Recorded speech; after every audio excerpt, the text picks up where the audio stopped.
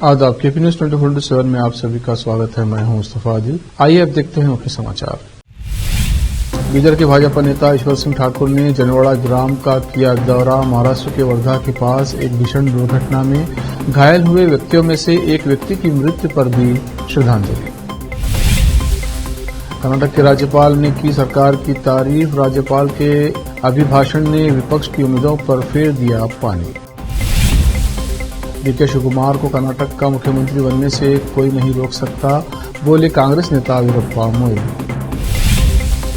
Phone से लिखकर दे सकता हूं, दिसंबर तक शिवकुमार बनेंगे मुख्यमंत्री, कांग्रेस विधायक शिवगंगा का दावा।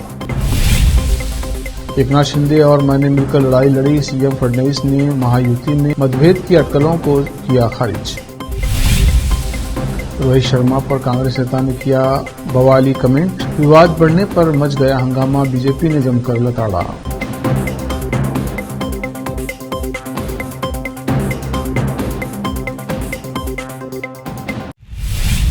अब समाचार विस्तार से।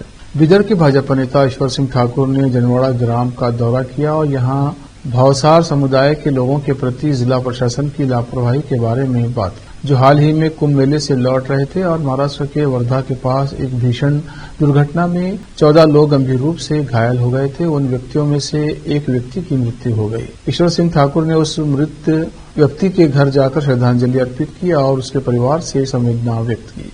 इस अवसर पर ईश्वर सिंह ठाकुर ने मीडिया से बात करते हुए इस संबंध में विस्तार से बताया। केपी न्यूज के कैमरामैन महेश डीके का कवरेज।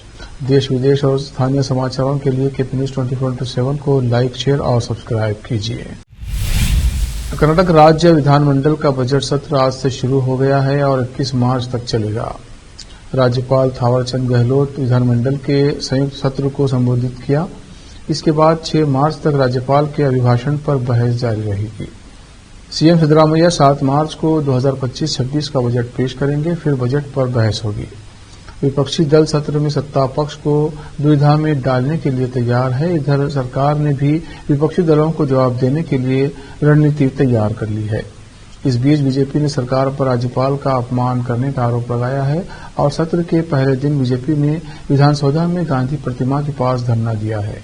सिद्धरामैया 7 मार्च को अपना रिकॉर्ड 16वां बजट पेश करने के लिए तैयार हैं। इस साल बजट का आकार 4 लाख करोड़ रुपए से अधिक होने की संभावना है। वयोवृद्ध कांग्रेस नेता वीरप्पा मोइली ने रविवार को कहा कि कर्नाटक के उप मुख्यमंत्री डीके शिवकुमार को राज्य का सीएम बनने से कोई नहीं रोक सकता, क्योंकि ये एक सुलझा हुआ मामला है। पूर्व मुख्यमंत्री ने यह भी कहा कि शिवकुमार के सीएम पद संभालने से पहले ये केवल समय की बात है, क्योंकि ये होना तय है।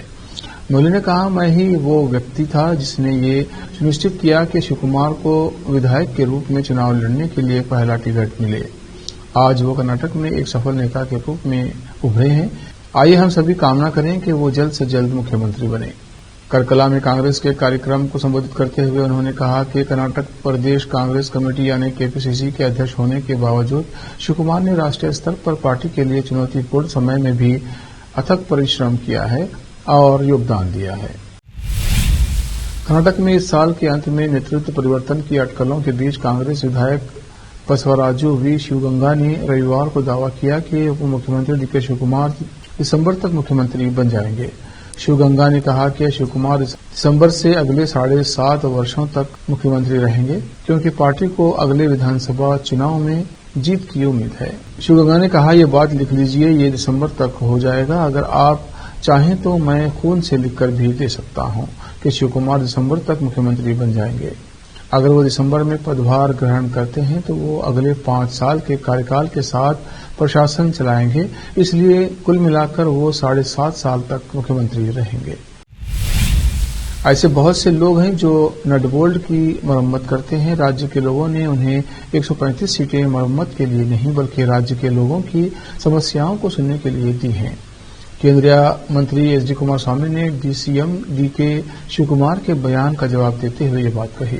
इस बारे में बात करते हुए उन्होंने चुटकी लेते हुए कहा, डीके शिवकुमार शायद इस धरती पर नहीं है, अधिकारी उनसे ऐसी बातें करवा रहे हैं, उनके बारे में बात करने से बेहतर है कि चुप रहा जाए।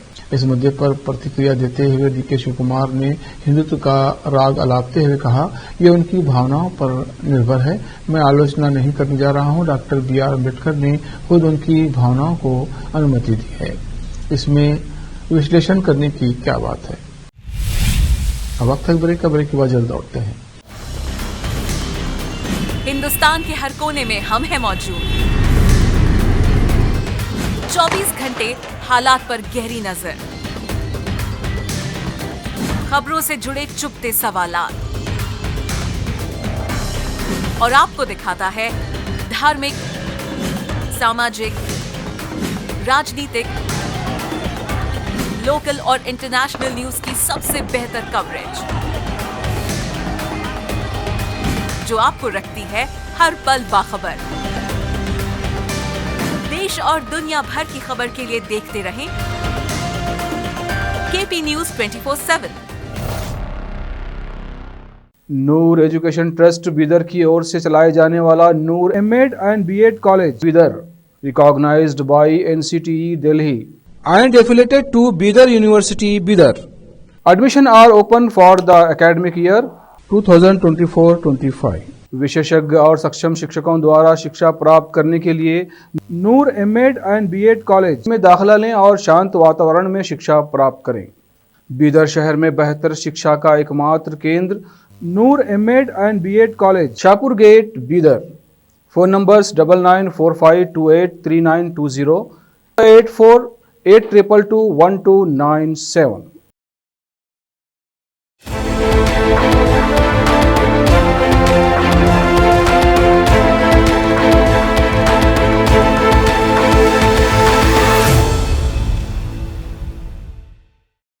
ब्रेक के बाद फिर एक बार आपका स्वागत है। देखते हैं आगे के समाचार।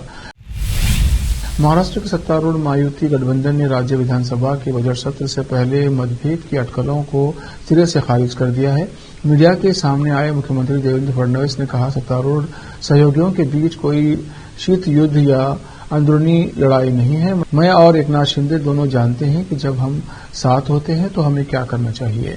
हमने विपक्ष से सफलतापूर्वक मुकाबला किया है। उन्होंने कहा कि उन्हें करारी शिकस्त दी है और विधानसभा में शानदार जीत हासिल की है। ये लड़ाई हमने साथ मिलकर लड़ी है। जिस प्रेस कॉन्फ्रेंस में फडणवीस ने यह बात कही, वो कैबिनेट मीटिंग और परंपरागत चाय मीटिंग के बाद हुई थी। इस चाय मीटिंग का विपक्षी महाविकास अघाड़ी ने बहिष्कार किया था।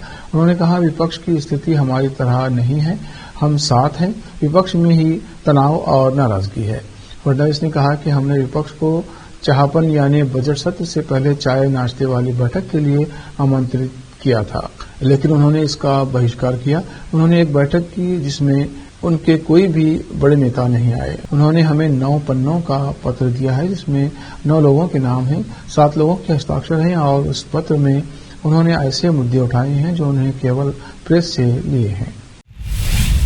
प्रधानमंत्री नरेंद्र मोदी गुजरात के दौरे पर जंगल सफारी का भी लुत्फ उठाया। पीएम मोदी रविवार रात गिर नेशनल पार्क स्थित राज्य वन विभाग के स्टेट हाउस सिंह सदन पहुंचे, जहां से वो सोमवार सुबह जंगल सफारी पर निकल गए। पीएम मोदी ने विश्व वन्यजीव दिवस के अवसर पर सोमवार सुबह गुजरात के जूनागढ़ जिले में गिर वन्यजीव अभयारण्य में जंगल सफारी का आनंद लिया। सिंह सदन से प्रधानमंत्री जंगल सफारी पर गए। उनके साथ कुछ मंत्री और वन विभाग के वरिष्ठ अधिकारी भी मौजूद थे। गिर वन्यजीव अभयारण्य के मुख्यालय सासणगीर में प्रधानमंत्री राष्ट्रीय वन्यजीव बोर्ड NBWL की 7वीं बैठक की अध्यक्षता भी करेंगे। NBWL में 47 सदस्य हैं, जिनमें सेना प्रमुख, विभिन्न राज्यों के सदस्य, इस क्षेत्र में काम करने वाले गैर सरकारी संगठनों के प्रतिनिधि, मुख्य वन्यजीव वार्डन और विभिन्न राज्यों के सचिव शामिल हैं। बैठक के बाद पीएम मोदी सासण में कुछ महिला वन कर्मचारियों से भी बातचीत करेंगे। दिल्ली की मुख्यमंत्री रेखा गुप्ता इसी महीने विधानसभा में बजट पेश करेंगी। इसको लेकर सीएम रेखा गुप्ता ने बुद्धिजीवियों से सुझाव भी मांगे हैं। सीएम रेखा गुप्ता ने प्रेस कॉन्फ्रेंस में ये ऐलान किया है। रेखा गुप्ता ने कहा कि ये विकसित दिल्ली बजट है और इसमें जनता के प्रत्येक वर्ग के सुझाव शामिल किए जाएंगे। उन्होंने कहा, इस संकल्प पत्र में फोकस के क्षेत्र में महिलाओं को आर्थिक सहायता, स्वास्थ्य सेवा का विस्तार, सार्वजनिक परिवहन को बढ़ावा, प्रदूषण को कम करना, नौकरियां, शिक्षा की बेहतर व्यवस्था, गरीबों को सस्ता और पौष्टिक भोजन, वरिष्ठ नागरिकों का कल्याण, यमुना की सफाई, कल्याणकारी योजनाओं को जारी रखने आदि शामिल हैं। भारतीय क्रिकेट कप्तान रोहित शर्मा ने रनों और शतकों की बारिश कर भारत को कई ऐतिहासिक जीत दिलाई है। कप्तान के तौर पर रोहित शर्मा ने कई सफलताएं हासिल की हैं। रोहित शर्मा ने भारत को 2024 टी20 वर्ल्ड कप का खिताब जिताया है। रोहित शर्मा की कप्तानी में भारत 2023 वनडे वर्ल्ड कप में उप विजेता रहा था। मौजूदा समय में रोहित शर्मा की कप्तानी वाली टीम इंडिया के आईसीसी चैंपियन ट्रॉफी 2025 के सेमीफाइनल में जगह बना ली है और वो खिताब जीतने की प्रबल दावेदार है। इसी बीच कांग्रेस नेता शमा मोहम्मद ने भारतीय क्रिकेट कप्तान रोहित शर्मा पर एक बवाली कमेंट कर विवाद खड़ा कर दिया है। कांग्रेस नेता ने रोहित शर्मा की बॉडी शेमिंग करते हुए उन्हें मोटा बताया है। सिर्फ इतना ही नहीं, कांग्रेस नेता शमा मोहम्मद ने रोहित शर्मा की कप्तानी को देश के इतिहास में सबसे खराब बताया है। साथ ही उन्हें वजन कम करने की सलाह भी दी है। शमा मोहम्मद ने एक्स पर पोस्ट करते हुए लिखा था, रोहित एक खिलाड़ी के तौर पर मोटे हैं, वजन कम करने की जरूरत है। और हाँ, भारत का अब तक का सबसे निराशजनक कप्तान। देश में इन दिनों मौसम का मिजाज बदला हुआ है। कहीं भारी बारिश, कहीं धूप तो कहीं बर्फबारी देखने को मिल रही है। मौसम विभाग के मुताबिक 3 मार्च 2025 को एक नया पश्चिमी विक्षोभ सक्रिय होगा, जिससे पर्वतीय इलाके में हल्की बारिश या बर्फबारी होने की संभावना है। इसके चलते सोमवार 3 मार्च 2025 को जम्मू कश्मीर और हिमाचल प्रदेश में बारिश होने की संभावना जताई गई है। चलिए जानते हैं आज के मौसम का हाल। मौसम विभाग के मुताबिक राजधानी दिल्ली में 3 मार्च 2025 को आंशिक रूप से बादल छाए रहेंगे। इस दौरान अधिकतम तापमान 29 डिग्री और न्यूनतम तापमान 13 डिग्री सेल्सियस रहने की उम्मीद है। वहीं 4-5 मार्च 2025 को आसमान साफ रहने वाला है। इस दौरान 20-30 किलोमीटर प्रति घंटे की स्पीड से तेज हवाएं चलेंगी। इसके चलते तापमान में थोड़ी गिरावट दर्ज की जा सकती है। प्रतिष्ठित 97वें अकादमी पुरस्कार समारोह की शुरुआत अमेरिका के लॉस एंजल्स के डॉल्बी थिएटर में एक भव्य समारोह के साथ हो गई है। पिछले साल की बॉक्स ऑफिस सनसनी ड्यून पार्ट 2 ने सर्वश्रेष्ठ ध्वनि और दृश्य प्रभावी श्रेणियों में पुरस्कार जीता। Live action short film category में भारत की ओर से नॉमिनेट हुई अनुजा को इस बार निराशा हाथ लगी है। जयश्री उस श्रेणी में I am not a Robert ने सर्वश्रेष्ठ लघु फिल्म का पुरस्कार जीता। किरण काइल कल्किन ने ए रियल पेन में अपने प्रदर्शन के लिए सर्वश्रेष्ठ सहायक अभिनेता का पुरस्कार जीता। पॉल टेजवेल ने विकेट के लिए सर्वश्रेष्ठ पोशाक डिजाइन का ऑस्कर जीता। In the shadow of the cypress ने सर्वश्रेष्ठ एनिमेटेड लघु फिल्म का पुरस्कार जीता है। आखिर में फिर एक बार देखते हैं मुख्य समाचार। बीदर के भाजपा नेता ईश्वर सिंह ठाकुर ने जनवाड़ा ग्राम का किया दौरा। महाराष्ट्र के वर्धा के पास एक भीषण दुर्घटना में घायल हुए व्यक्तियों में से एक व्यक्ति की मृत्यु पर दी श्रद्धांजलि। कर्नाटक के राज्यपाल ने की सरकार की तारीफ। राज्यपाल के अभिभाषण ने विपक्ष की उम्मीदों पर फेर दिया पानी। डीके शिवकुमार को कर्नाटक का मुख्यमंत्री बनने से कोई नहीं रोक सकता, बोले कांग्रेस नेता वीरप्पा मोइली। फोन से लिखकर दे सकता हूं, दिसंबर तक शिवकुमार बनेंगे मुख्यमंत्री, कांग्रेस विधायक शिवगंगा का दावा। एकनाथ शिंदे और मैंने मिलकर लड़ाई लड़ी, सीएम फडणवीस ने महायुति में मतभेद की अटकलों को किया खारिज। रोहित शर्मा पर कांग्रेस नेता ने किया बवाली कमेंट, विवाद बढ़ने पर मच गया हंगामा, बीजेपी ने जमकर लताड़ा।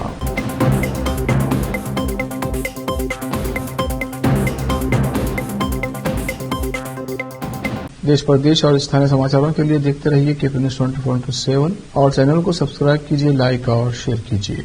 धन्यवाद।